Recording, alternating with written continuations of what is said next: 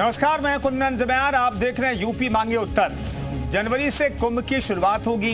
संतों के इस समागम में पहले एक नई बहस शुरू हो गई। पहले से ही आप कह सकते हैं महाकुंभ में गैर समुदाय यानी मुस्लिमों की एंट्री पर बैन लगाने की बात हो रही है। अखाड़ा परिषद की बैठक में यह बात उठाई गई। साधु संत महाकुंभ के मेले में किसी भी तरह का बवाल नहीं चाहते, इसलिए ये मांग की जा रही है, जिसे लेकर वो ऐसा कदम उठाने की मांग कर रहे हैं। वहीं साधु संतों के बयान पर मौलवी भड़क गए।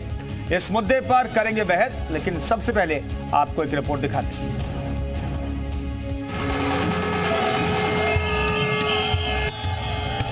प्रयागराज महाकुंभ शुरू होने में करीब 2 महीने से ज्यादा का वक्त है। इससे पहले संतों ने मांगों की लिस्ट तैयार की है। ये लिस्ट रविवार को प्रयागराज पहुंचने पर सीएम योगी को सौंपी जाएगी। संतों की सूची लंबी है, लेकिन इस लिस्ट की एक मांग पर बहस शुरू हो गई है। दरअसल श्री पंचायती बड़ा उदासीन अखाड़े के महंत दुर्गादास ने कहा कि उनकी सबसे पहली मांग रहेगी कि मेला क्षेत्र में तैनात होने वाले अधिकारी और कर्मचारी सनातनी परंपरा को मानने वाले हों, यानी एक तरह से कुंभ मेले में मुस्लिमों की एंट्री न हो। सर्वप्रथम तो यह है जो घोषणा करनी चाहिए कि सभी अखाड़ों के जो नगर प्रवेश होता है उस दिन जो भी उनके रूट होते हैं उस पे है जो मांसाहारी दुकानें बंद होती हैं और पूरा कुंभ मेला पर्यंत कुंभ मेला परिक्षेत्र में मांसाहारी प्रतिबंध रहता है। संतों के इस मांग का हनुमानगढ़ी के महंत राजू का पूरा समर्थन मिल रहा है। कुंभ मेले को लेकर कुछ संतों ने कहा कि कोई भी मुसलमान चाहे इस्लाम के मानने वाले उसमें व्यवसाय नहीं करेंगे। संतों का कहने का भाव सिर्फ इसलिए है क्योंकि जिस प्रकार से सामान में थूक देना, मूत देना, जूठा कर देना, तब सामान बेचना, इसके नाते संतों ने चिंता जाहिर किया है। उधर संतों के इस मांग पर बरेली के उलेमाओं ने तीखी प्रतिक्रिया दी है। उन्होंने कहा कि अगर सरकार संतों की ये मांग मानती है तो शर्मनाक फैसला होगा। कुंभ के मेले में अखाड़ा परिषद के जो मजहबी लोग हैं उन्होंने ऐलान किया है कि यहाँ पर मुसलमान नहीं आएंगे और जो काम करने वाले कारीगर हैं, मजदूर हैं, लेबर जो मुस्लिम्स हैं उनको भी नहीं लगाया जाएगा और उनकी जगह पर गैर मुस्लिमों को लगाया जाएगा। इसके अलावे शाही और पेशाब जैसे शब्दों को हटाना भी संतों के एजेंडे में है। बहरहाल अब इंतजार 6 अक्टूबर का है, जब सीएम के सामने संत अपनी मांग रखेंगे और देखने वाली बात ये होगी कि सरकार इस पर क्या फैसला लेती है। ब्यूरो रिपोर्ट, जी मीडिया। परिषद की इस मांग के बाद कई पॉलिटिकल रिएक्शन आए हैं और किस तरह की डिमांड कही जा रही है ये आपको सामने रखते हैं। कभी रोटी पे थूक लगाए जाने की बात को लेके, कभी जूस में मूत्र मिलाए जाने की बात को लेकर के अनेक जो घटनाक्रम मीडिया माध्यमों से आए, तो निश्चित रूप से उसका प्रभाव पड़ना बहुत स्वाभाविक है। और मुझे लगता है कि अखाड़ा परिषद ने जो बात कही है कुंभ मेले के आयोजन को लेकर के, वो इसी बात से, इन्हीं घटनाक्रमों से प्रभावित हुई। कुंभ में व्यवस्थाएं सुनिश्चित होनी चाहिए और कुंभ की जो सनातन धर्म की परंपरा है, जो पवित्रता है, वो भी बनी रहनी चाहिए। इसकी जिम्मेदारी सरकार की है और हम सब की है। लेकिन भाजपा सरकार सिर्फ और सिर्फ कुंभ में कैसे ज्यादा से ज्यादा पैसे का बंदर बांट हो, भ्रष्टाचार हो, इस पर लगी हुई है। कोई भी धार्मिक आयोजन लोगों को बांटने के लिए नहीं किया जाता, बल्कि लोगों को आपस में जोड़ने के लिए किया जाता है। और जो लोग ऐसी बातें कर रहे हैं कि किसी समुदाय से इसमें लोगों को नहीं आना चाहिए, उनको खाना नहीं बनाना चाहिए, उनको चीज़ें नहीं बेचनी चाहिए, ये वो लोग हैं जिस दिन अस्पताल में ब्लड बैंक में खड़े होते हैं वहाँ नहीं कहते कि भाई इसी समुदाय का देना, नहीं तो हमारा धर्म नष्ट हो जाएगा। चलिए, इस मसले पर बातचीत करने के लिए तमाम मेहमान हमारे साथ जुड़ रहे हैं। अमित त्रिपाठी प्रवक्ता बीजेपी के हमारे साथ मौजूद हैं, आनंद प्रकाश तिवारी हमारे साथ प्रवक्ता समाजवादी पार्टी के मौजूद हैं। दोनों मेहमानों का स्वागत है। बाकी मेहमान भी हमारे साथ जुड़ेंगे, उनसे भी बातचीत करेंगे। अमित त्रिपाठी साहब, सरकार का स्टैंड क्या हो सकता है, क्योंकि अखाड़ा परिषद ये मांग कर चुका है, कल मुख्यमंत्री के साथ अखाड़ा परिषद की मुलाकात भी होनी है, तो बीजेपी किस तौर पर देखती है इस मांग को?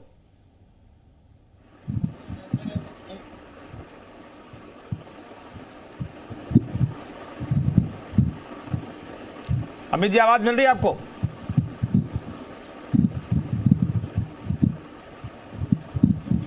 आनंद प्रकाश जी, समाजवादी पार्टी कैसे देखती है? क्योंकि ये मांग जो है कोई पॉलिटिकल पार्टी नहीं करे, कम से कम अखाड़ा परिषद जो धार्मिक लोग हैं वो कह रहे हैं कुंभ में गैर हिंदुओं के प्रवेश पर पाबंदी लगा देनी चाहिए। जी देखिए, ये काम तो सरकार का है और सरकार किसी धर्म विशेष की नहीं है, सरकार किसी जात विशेष की नहीं है, सरकार किसी संप्रदाय विशेष की नहीं है। सरकार चलती है संविधान से और सरकार की जिम्मेदारी बनती है कि कोई भी आयोजन होता है उस आयोजन में शांति व्यवस्था, कानून व्यवस्था को कैसे कायम रखा जाए। तो यह शांति व्यवस्था, कानून व्यवस्था कायम करने की जिम्मेदारी सरकार की है।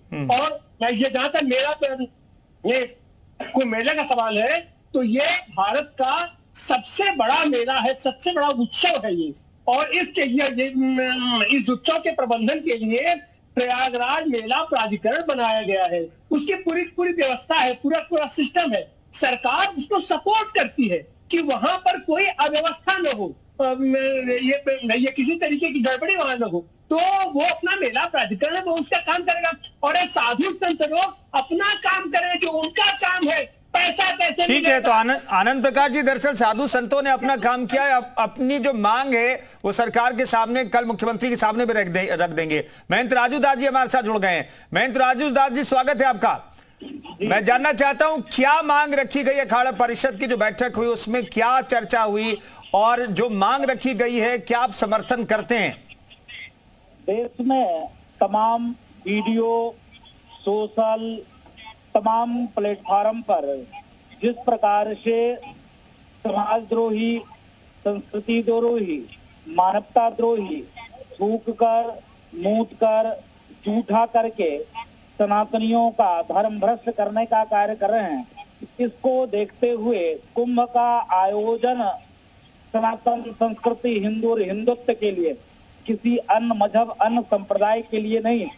इसके नाते अगर अखाड़ा परिषद ने यह मांग किया है कि सनातनी की हित की रक्षा हो, सनातनी की संस्कार की सुरक्षा हो, जो सनातनी हिंदू है कम से कम वो अगर संतों के शरण में लाखों लाख संतों को हम भोजन कराते हैं, लाखों श्रद्धालुओं को प्रसाद हम खिलाते हैं, तो उसमें गाय के ये बीफ ना जाए, सुअर का तेल ना जाए, मछली का ऑयल ना जाए, भूख ना जाए, मूत ना जाए। इसके नाते उन्होंने जो मांग किया है वो मांग जायज।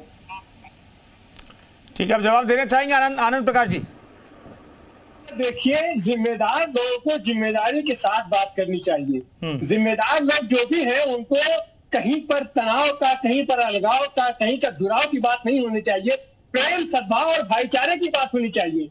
ये जो भी हमारी आस्था है वो साफ पाक तरीके से रहे, शुद्ध रहे, यह जिम्मेदारी हमारे प्रयागराज मेला प्राधिकरण की है, वो उसको सुनिश्चित करेगा। और ये कितना बजट आएगा, क्या बजट आएगा, हम किसको क्या खिलाते हैं, ये आपकी जिम्मेदारी है जो लोग करते हैं। तो उसके लिए सरकार सुनिश्चित करेगी क्या है, और कम से कम जो जिम्मेदार लोग हैं उनको इस तरीके की बात नहीं करनी चाहिए किसी संप्रदाय के खिलाफ, अपना किसी जात के खिलाफ, किसी धर्म के खिलाफ। इस तरीके हमारे वो मेला केवल जी महेंद्र राजदास जी, कहिए। मैं निवेदन पूर्वक कहना चाहता हूँ, ये कोई पार्टी का कार्यक्रम नहीं है, तुम बात बना रहे हो। ये पार्टी का कार्यक्रम नहीं है। तुम मूत पर 1 लीटर मूत डेली रखी जाती हो। देश के जितने मुस्लिम धर्मगुरु हैं वो मूत पर 1 बाटल तुम्हारे पास रख दें और तुम डेली उसमें थोड़ा सा मिला कर दिया करो। हमको बात के नहीं देखना चाहिए, किसी रक्षा के लिए बात कर रहे हैं ना।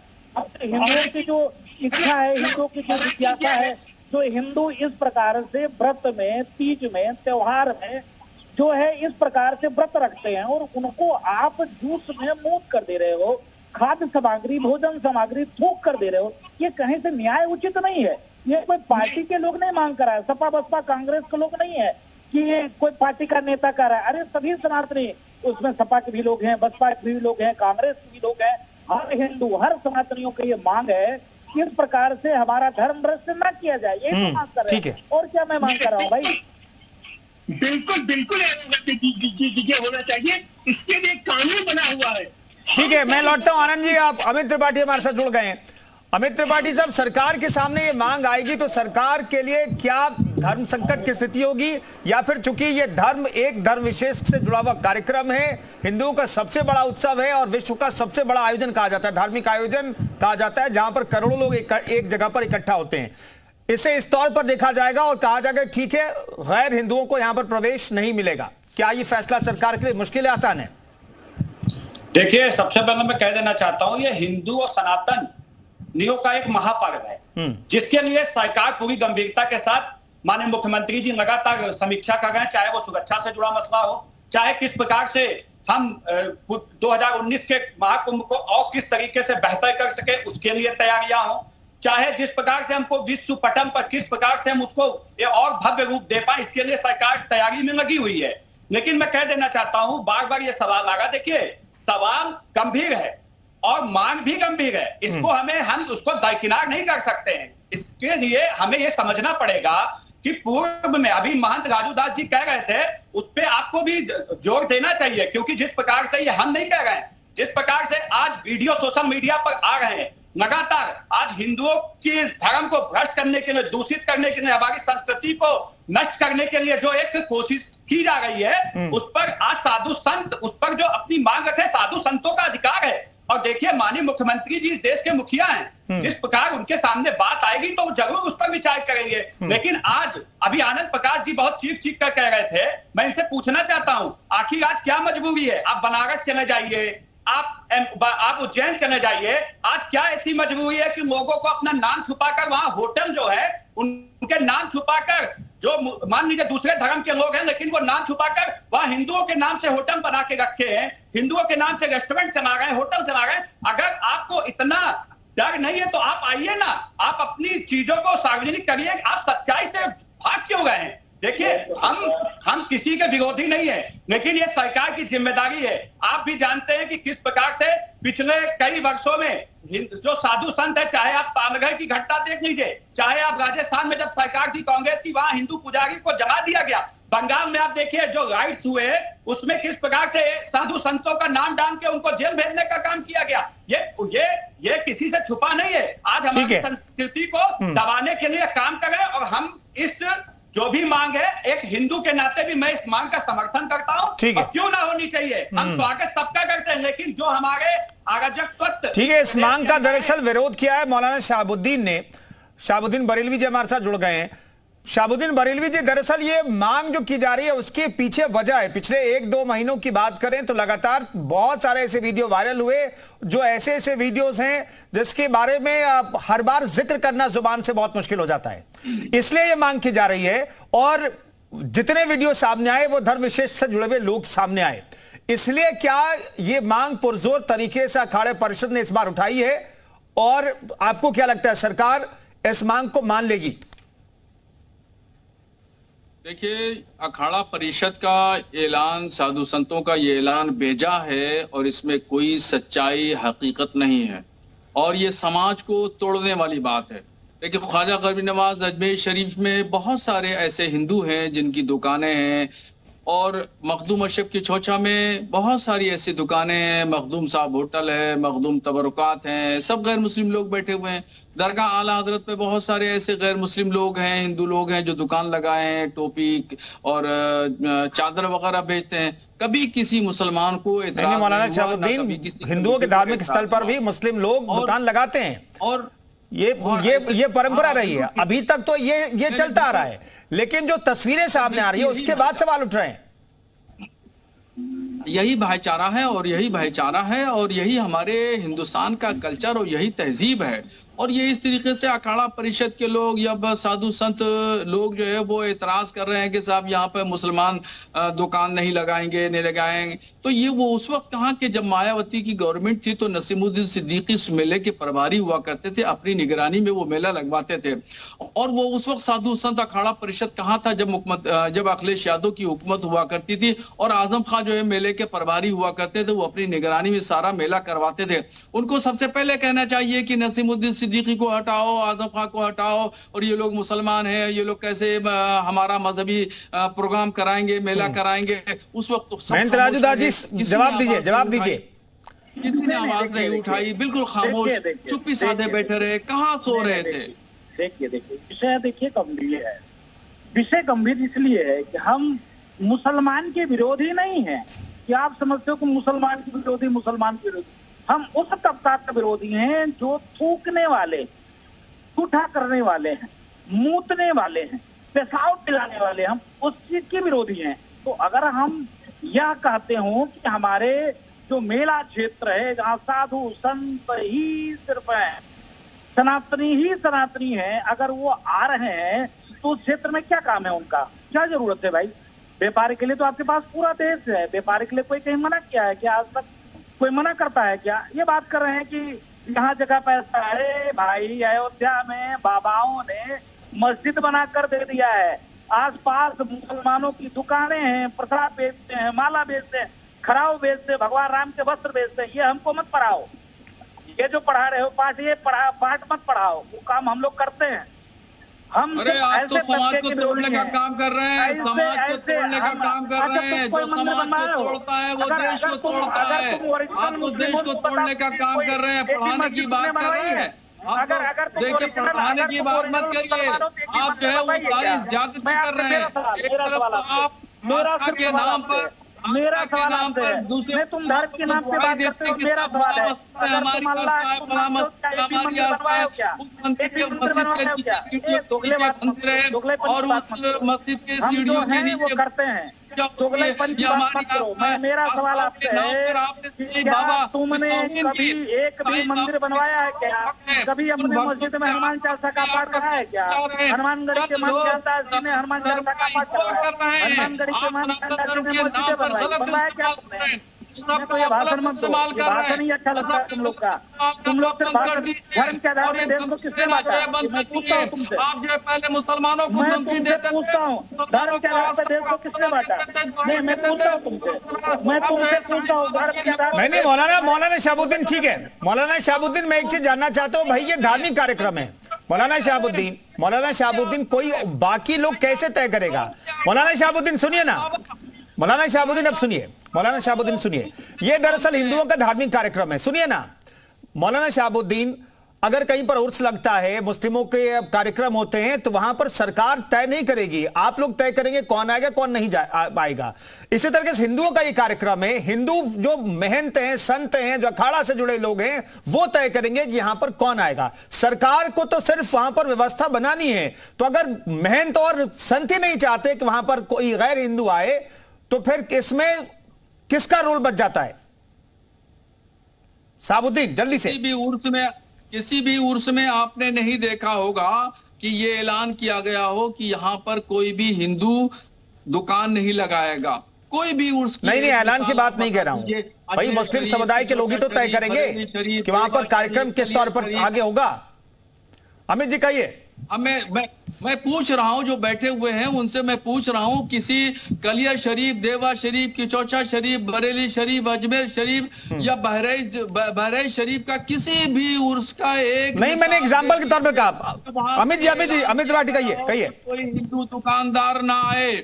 देखिए, मैं कह देना चाहता हूँ, ये बार-बार कह रहे हिंदुओं की दुकानें लग रही हैं, सब कुछ है। मैं कहना चाहता हूँ, हमने एक चीज कही आपसे, सोशल मीडिया पे इतने वीडियो दिख रहे हैं जिसमें हिंदू संस्कृति और हिंदू धर्म को दूषित करने के लिए लगातार प्रयास जारी है। मैं इन शहाबुद्दीन से पूछना चाहता हूं, ये एक वीडियो ऐसा दिखा दे कि किसी हिंदू ने मुसलमान के धर्म को अपमानित करने या दूषित करने का काम किया हो, बता दें मुझे।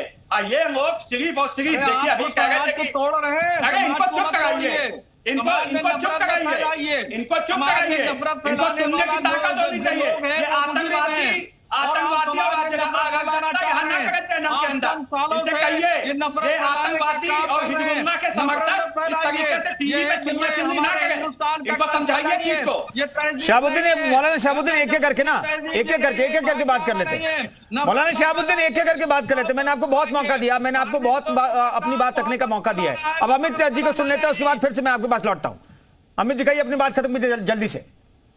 देखिए, मैं कह देना चाहता हूँ, मैंने आपसे कहा कि हमारे एक हिंदू भाई का वीडियो दिखाइए जहां पर किसी भी धर्म को वो दूषित करने या उसको अपमानित करने के लिए कोई काम कर रहा हो। इनके तो अनेकों वीडियो आए, इसीलिए ये प्रश्न खड़ा हुआ। आज जिस प्रकार से आपने कहा ना कि वहां पर अगर देश विदेश से कई साधु संत, कई राज्यों से साधु संत वहां आने हैं, उनकी सुरक्षा की जिम्मेदारी भी वहां के जो अखाड़ा परिषद के लोग हैं उनकी है, तो उनको ही तय करना पड़ेगा कि किसको आना है किसको नहीं आना। हम किसी का विरोधी नहीं है, लेकिन जिस प्रकार से ये घटनाक्रम पिछले कई वर्षों से हो रहा है, मैं कह देना चाहता हूं, एक चीज आपने देखा होगा, आज वो लोग टीवी पर इतना चहक रहे हैं जो जिस प्रकार से जो माफिया की तुलना संतों से कर रहे हैं, जो संतों को धूर्त बताने का काम कर रहे हैं, उन्हीं के समर्थक आपके टीवी पर चिल्लाने का काम कर रहे हैं। आज मैं कह देना चाहता हूं, ये जो अराजक लोग हैं, इनको भड़काने का काम जो विपक्ष के नेता कर रहे हैं, ये कहीं ना कहीं उसकी वजह से मांग उठ रही है। और इस देश के अंदर, इस उत्तर प्रदेश के अंदर मैं उन अराजक तत्वों को बता देना चाहता हूँ, योगी जी की सरकार है। ठीक है, अगर किसी ठीक है, आनंद प्रकाश जी ये मांग क्यों उठी है?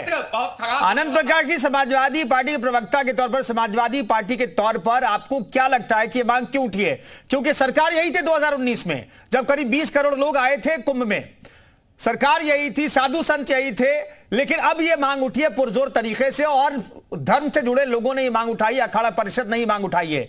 तो आखिर क्या ऐसा हुआ कि 2019 में ये मांग नहीं थी और 2025 में लगने वाले महाकुंभ में ये मांग उठ रही है? क्यों आनंद जी? सर देखिए, सच बात तो ये है कि ठीक है धर्म विशेष का आयोजन है, लेकिन ये सांस्कृतिक आयोजन है। यह किसी धर्म विशेष को से हम उसको बांट नहीं सकते हैं। यह पूरी दुनिया की निगाहें पर रहती है और भारत देश का यह प्रतिष्ठापनिक पर्व है, ये महापर्व है। तो यह केवल हिंदुओं का है, सनातनियों का, यह कह करके इसकी प्रतिष्ठा को सुरक्षा कर पाए, उनको किसी प्रकार से हमारी संस्कृति दूषित ना हो, यह भी हमारी जिम्मेदारी है। अच्छा, एक बात तो यह है कि ऐसे बदतमीज लोगों को मत बुलाया कीजिए, तुम काम कर रहे बोल रहे थे।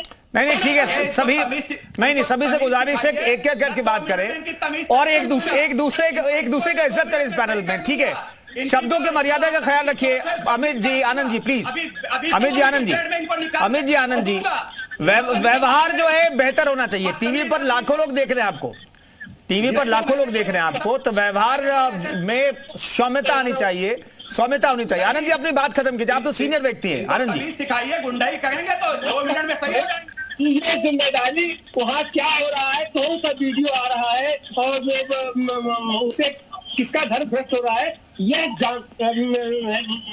काम सरकार का है। ये सरकार उसका जांच करावे और जो भी ऐसे अपराधी है उनको कठोरतम दंड दिया जाए, इसकी व्यवस्था होनी चाहिए। ठीक है मौलाना शहाबुद्दीन, मैं यही सवाल आपसे पूछ रहा हूं जो आनंद जी से मैंने सवाल पूछा। 2019 में तो सरकार यही थी, साधु संत यही थे, सब यही था, फिर तब ये मांग नहीं उठी, लेकिन अब ये मांग उठी। आपको क्या लगता है कुछ तो बदला है 2019 से 2024 के बीच में?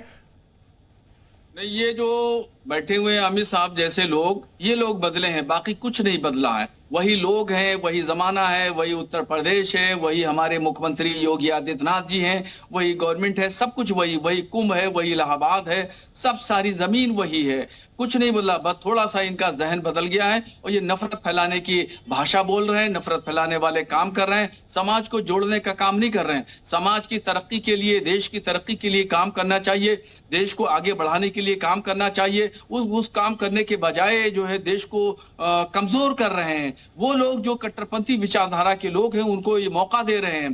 कहीं भी कभी भी कुंभ के मेले में किसी ने कभी हजारों कुंभ के मेले लग चुके, कभी किसी ने इस तरह का ऐलान नहीं किया, चाहे कोई भी गवर्नमेंट रही, भाजपा की रही, सपा की रही, बसपा की रही, कांग्रेस की रही, किसी की भी रही XYZ, मगर कभी इस तरीके से नफरत फैलाने वाला ऐलान नहीं किया गया। ये नफरत फैलाने इस तरह से वीडियो भी कभी नहीं आए। मौलाना शहाबुद्दीन, महेंद्र राजूदास जी कुछ आप जोड़ना चाहते हैं, फिर अमित जी कुछ कहना चाह रहे हैं? राजूदास जी, मैं तो सिर्फ निवेदक पूर्वक कहना चाहता हूँ, अगर संतों ने मांग किया है तो उस मांग पर विचार करिए।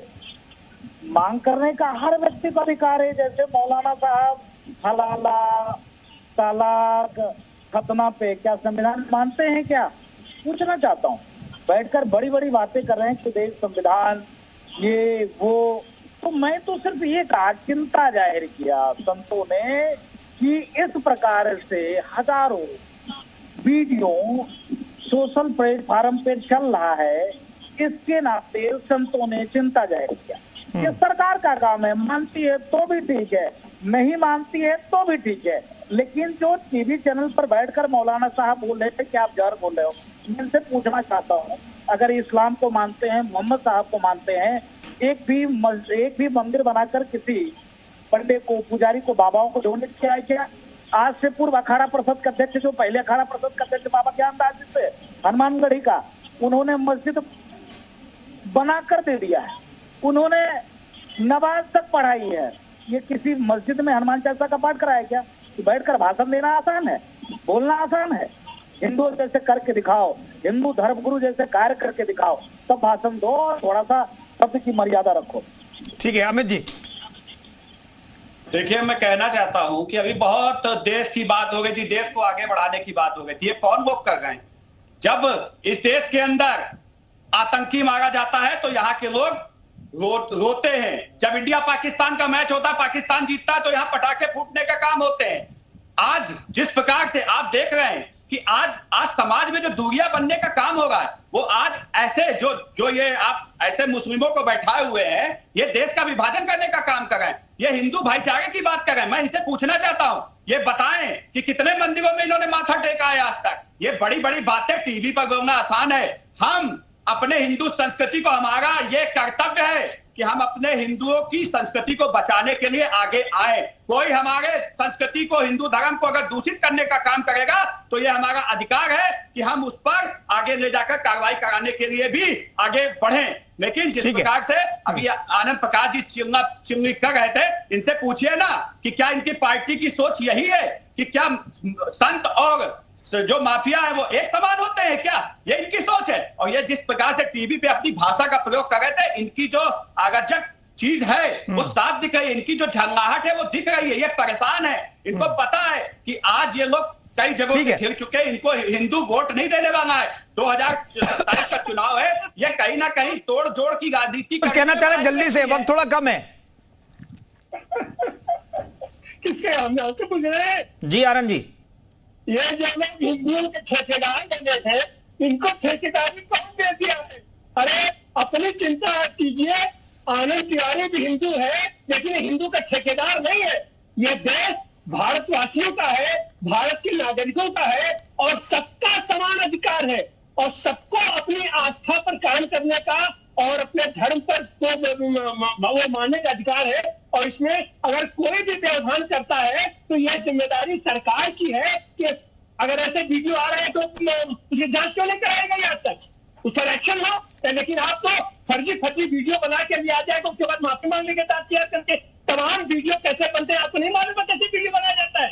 मंदिरों के सामने गाय का मांस कैसे फेंक दिया जाता है, मस्जिद के सामने कैसे सुअर का मांस फेंक दिया जाता है, आपको नहीं मालूम है? कौन नहीं जानता है वो? तो यही काम सरकार का होता है, और यह सरकार कहीं न कहीं से नाकारा है। यह सरकार भी कहीं न कहीं से धार्मिक ध्रुवीकरण कराना चाहती है। इसलिए ऐसे तत्वों को, ऐसे अवांछनीय तत्वों को प्रश्रय दिया जा रहा है। इनके ऊपर अंकुश लगना चाहिए, इनके ऊपर अंकुश लगना चाहिए, और ऐसे लोगों पर कठोर कार्रवाई की जानी चाहिए। जो भी लोग हैं जो बेमनस्यता फैलाते हैं, धार्मिक विद्वेष फैलाते हैं, उनके ऊपर एक्शन होना चाहिए। और चलिए आनंद जी, बहुत बहुत धन्यवाद आपका भी, और तमाम मेहमानों को बहुत बहुत शुक्रिया। मौलाना शहाबुद्दीन और महंत राजू दास हमारे साथ, अमित त्रिपाठी जुड़े थे बीजेपी, उनका भी बहुत बहुत धन्यवाद। तो यूपी मांगे उत्तर में फिलहाल इतना ही, रुकेंगे एक छोटे से ब्रेक के लिए। ब्रेक के बाद खबरों का सफर लगातार जारी है।